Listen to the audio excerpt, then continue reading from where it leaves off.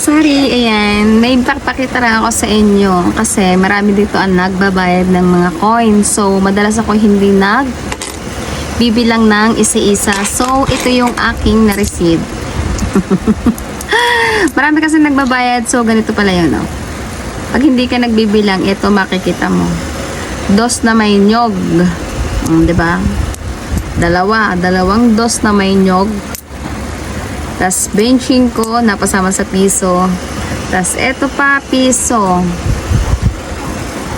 Ay, $1.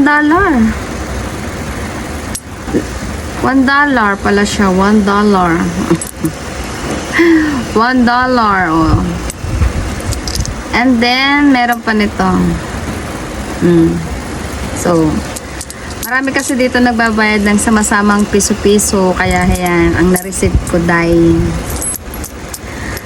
So, ang nawala sa atin ay 1, 2, 3, 4, 5. 5 pesos. Pero may $1 tayo dito. Kayo ba? Nakaka-receive din ba kayo nito? In fairness, walang, may token. Token pala tong isa, token.